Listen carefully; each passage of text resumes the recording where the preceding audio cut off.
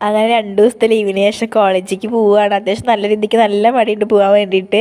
അങ്ങനെ ലഞ്ച് ബോക്സൊക്കെ ആക്കുകയാണ് ബാഗിൽ. പിന്നെ ബുക്കൊക്കെ ഇല്ലേ നോക്കുകയാണ്. ആകെ ഒരു ബുക്കൊക്കെ കൊണ്ടുപോകുള്ളൂ കോളേജിലേക്ക്. അങ്ങനെ ആ ബുക്കൊക്കെ ഇല്ലേ, പെന്നൊക്കെ വെച്ചിട്ടില്ലേ എന്നൊക്കെ നോക്കി. അതിനുശേഷം നമ്മൾ കോളേജിൻ്റെ അവിടേക്ക് വേറൊരു ബസ്സും കൂടെ കയറണം കേട്ടോ. അപ്പോൾ അവിടെ കാത്തിരുന്ന് കുറച്ച് നേരം ബസ് വരാൻ വേണ്ടിയിട്ട്. അങ്ങനെ കോളേജ് എത്തിയപ്പോൾ ഞങ്ങൾക്ക് നാളെ ലാബ് റിപ്പോർട്ട് വെക്കാണ്ട്. അത് എന്തൊക്കെ എഴുതേണ്ടത് എന്താണെന്നൊക്കെ ഇങ്ങനെ ചോദിക്കുകയായിരുന്നു ക്ലാസ്സിലെ കുട്ടികളുടെ അടുത്ത്. അതൊക്കെ അയച്ചു തരണം എന്നൊക്കെ ഇങ്ങനെ പറയുമായിരുന്നു അവിടെ ഇരുന്നിട്ട്.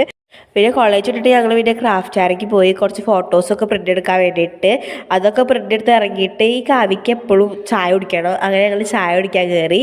കാവ്യയ്ക്ക് ഗുരുവായൂർ ഏകാദശി ആയതുകൊണ്ട് തന്നെ ഞങ്ങൾ വേറെ ഒന്നും കഴിക്കാൻ നിന്നില്ല, ചായ മാത്രം കുടിച്ചിട്ട് അവിടെ നിന്ന് പോകുന്നു. പിന്നെ എനിക്ക് വീട്ടിലേക്ക് കുറച്ച് പച്ചക്കറിയൊക്കെ മേടിക്കേണ്ടായിരുന്നു. അതൊക്കെ മേടിച്ചിട്ട് പിന്നെ വീട്ടിലേക്ക് പോകും.